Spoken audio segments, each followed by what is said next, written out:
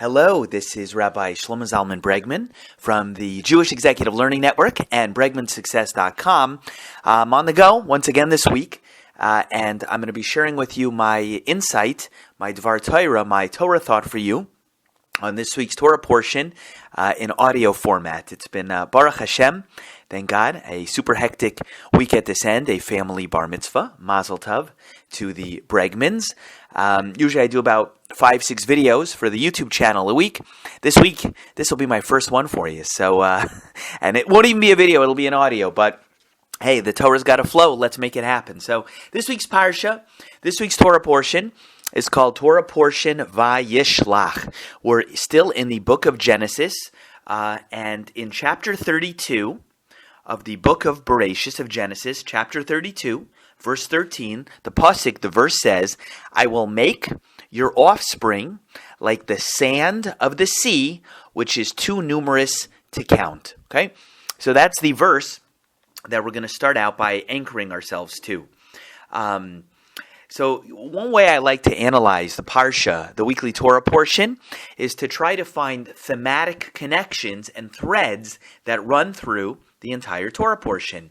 And you're going to find, as I have, and I write about this in my commentary, short and sweet on the Parsha, I write about it, that one of the subtle themes that you're going to see repeated several times in this week's Torah portion is the importance of maintaining and establishing boundaries. So if you'd say, well, where are they? So I'll show you. I'll give you a quick tour. And this is a basic concept, and then I'll present it to you, and then you'll be able to be someone who can build off of it afterwards. So in this verse, chapter 32, verse 13, it starts talking about a boundary, right?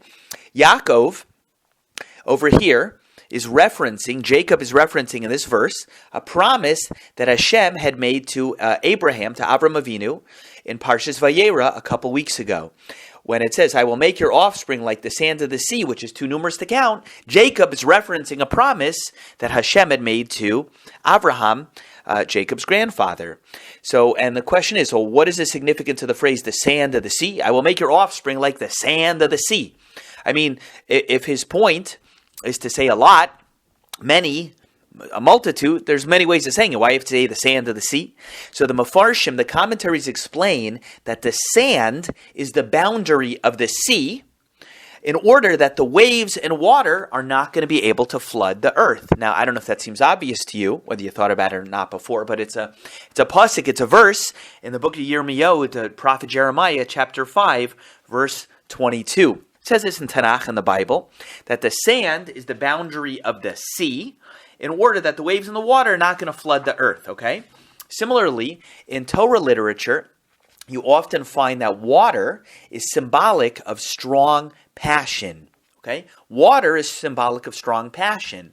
So, therefore, the commentaries say that by comparing the Jewish people to the sand of the sea, in our verse, it could be interpreted to mean that one of the missions of the Jewish people in this world is to serve as a boundary and reminder to the rest of the world that a human being must not get swept up and totally lost in their passions, whatever they may be. Instead, a person has to learn to tame his lusts and try to control them in the same fashion that the sand of the sea limits the oceans, okay? So that's kind of a cool Dvar Torah. And that's one place you find in our Parsha how limits and boundaries bring blessing and prosperity. So when God says, when the promise was made by Hashem, that He's going to make the offspring of the future Jewish people like the sand of the sea. So the sand of the sea, we're like the sand of the sea, maintaining boundaries on the water. And we're supposed to be a symbol of that. So a person shouldn't get completely swept away by their taiva, by their lusts and desires in this world. That's one example where you see how blessings come from boundaries in our parsha. That's one example. Now the next reference I recall in our parsha to boundaries comes in chapter 33, verse 18, in reference to these words. It says over there that he is Yaakov, Jacob, he encamped before the city. Okay, well, that's nice. Yaakov encamped before the city, but what does that have to do with a boundary? So I bring in my sefer that the Medrash says in Bereshit Rabbah that Yaakov, it says it over here on this verse, that Yaakov entered the city a little bit before Shabbos. while it was still day, and he set up something we call the tchum. The tchum is the walking boundary of how far a person is able to go on Shabbos from where they start out, where they set up their place, and the walking boundary of 2,000 amos, okay? Which is kind of interesting. Hey, another boundary again. The verse just says Yaakov encamped before the city, but look in the Midrash. Why is that important? It's telling you that he got there and he set up a tchum, which is a boundary how far a person could go. Is this a pattern? Yaakov, boundaries in the parsha? No, not a coincidence. I'll give you another connection of Jacob, of Yaakov, to boundaries that I recall as well. The Gemara says, the Talmud says, in Tractate Shabbos, Daf Kuf Yud Ches Amud Aleph, 118a, it talks over there about the Shabbos observance of Yaakov, which is what the Tchum is. The Tchum, which we reference from the Midrash, based on our verse, is one of the laws of Shabbos, a boundary of Shabbos, how far you can walk. And it's interesting, the Talmud in Tractate Shabbos comments more about the Shabbos observance of Yaakov, and it says over there in the Talmud that whoever delights in the Shabbos, in the observance of the Shabbat, the Sabbath, is granted a boundless heritage. Those are the words of the Gemara, the Talmud. And then the Talmud says, just like Yaakov, Jacob, of whom it is written in the book of Genesis, chapter 28, verse 14, and you shall burst out westward, eastward, northward, and southward. So I'll just say it again. The Talmud says, is talking over there about how Yaakov kept Shabbos, observed the Shabbos, and the Talmud says that whoever delights in the Shabbos is going to get a boundless heritage. Oh, it's interesting. So you have over there an absence of boundaries, and it references a verse in the Chumash, in the Torah, when it says about Yaakov that he's going to burst out, meaning his offspring and the blessing and the good stuff that'll come from him to the west, to the east, north, and south. That is the kind of blessing that'll come to a person who keeps Shabbos. And the Shabbos of Yaakov was one hallmarked by respecting the boundaries of what you can do and not do. Kind of interesting, right? More boundaries. Also, of huge significance in our parsha is a comment of Sfas Emes. Sfas Emes, the Ger Rebbe, writes that as a reward for setting boundaries and limitations, Yaakov merited in his life a heritage and reward that was out limit and border. So it's a straight comment of Sfas Emes, okay? That for setting boundaries and limits, Yaakov merited an enormous heritage and a reward with no limits, no borders at all. Now, so far, that's all on the upside of blessings and limits and clear boundaries and what comes from it. Now, unfortunately, you see in our parsha, in Parshas Vayishlach, that Dinah actually had trouble maintaining proper boundaries. The Chassam Sofer writes that Dinah went out to Makarev, some of the ladies of Shechem. Shechem was a town, a community of people. They were not Jewish, and Dinah actually went out to try to bring them closer to godliness and to share certain ideas of spirituality with them. And Chassam Sofer specifically says, he says that she wanted to observe their immoral lifestyle in order to figure out, not to emulate them, but to figure out, like, what is the true extent of the differences between her and them. But Chassam Sofer writes that there was a little bit of immodesty in her behavior, and that she overstepped some of the boundaries of tznius, of modesty, and unfortunately she ended up being violated by the people of Shechem, by some of the people there when she went there, etc. And that's what it means. The Chassam Sofer says, when there's a famous verse in the Chumash that says that Dinah went out. Dinah went out. And it says it in this week's Torah portion. What does it mean she went out? Chapter 34, verse 1. What does it mean she went out? So it says Chassam Sofer, she went out of the boundaries of proper behavior, which had included a requirement that there are certain times and certain places. It takes wisdom to know when and where a Jew has to distance himself from the broader world. It takes wisdom to know how do we shed light as a light unto the nations, and how close do you have to get, and when and where to shed the light, and can you shed the light from afar, etc. So anyway, so you see that here was a problem where Dinah had trouble maintaining the proper boundaries. She went out, Chassam Sofer says, intending well, and she ended up having tsaris, which is like Hebrew Yiddish for problems from it. So two basic things I want to say over here, and we'll be Messiah, which means we'll conclude. Number one, The world at large is decidedly negative, my friends, towards boundaries and limits and the exercise of limitations. A lot of people feel like if you're going to be religious or keep the commandments of the Torah and things like that, like it'll take away your fun, you won't be happy, you won't be able to do anything, you won't have pleasure in this world.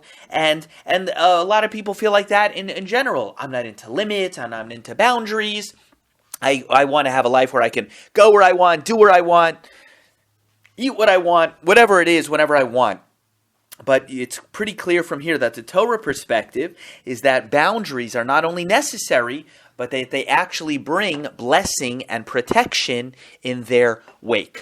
So the first point in conclusion I want to say is that you have to realize that if you're a Jew, and you're trying to keep the Torah, don't regard the commandments as some kind of restrictions that are going to hold you back. No, the Torah perspective is the opposite, that by observing the things where God says, don't cross that line, it actually brings bracha, it brings blessing and all good forms of success. That's number one.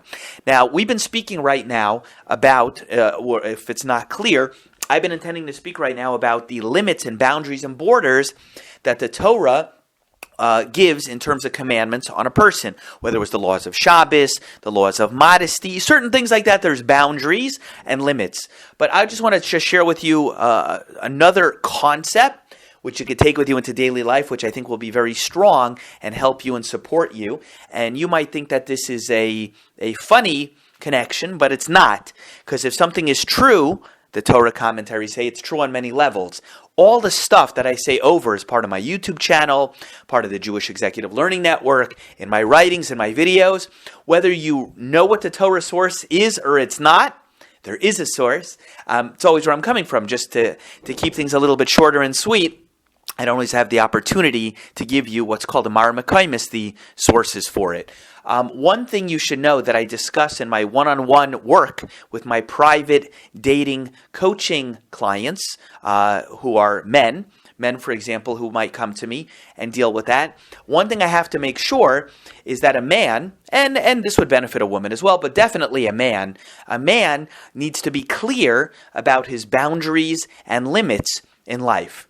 No woman is interested in spending her life and getting married to a man that's a pushover. It is true that women do want a nice guy, but oftentimes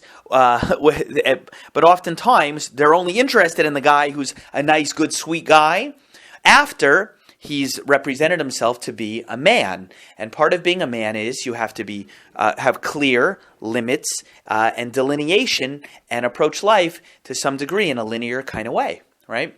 So as a result, if a person is a pushover, a rag, he will not be attractive to women. This is something that I've helped many men work through, and they thank me for it. There's a lot more to it than what I'm giving you over here now. But you have to, in relationships, whether it's in dating, and this is for men and women, or it could be in career, it could be with your employees, you have to have boundaries and limitations. People will not respect you in life if you don't have some. They shouldn't be arbitrary. They must not be capricious, but you have to have them because otherwise people will not respect you. Everybody wants to be around a person or a place or an entity or a situation that is exclusive, has directionality, some rigidity to it, and a place where it's amazing. Nobody wants to be around a person, a place, a job, an environment where it's a free-for-all, where anything goes. Nobody is interested in it. And in your own life, whether you're a single man, and you're like, what? Why don't women like me? I'm such a nice guy. Well, maybe you're too nice. Maybe you're too nice. Maybe you need a little bit of rigidity. Going out on a date and saying, do you want to go out for meat, for dairy, for coffee, for dessert? You want to go to a museum?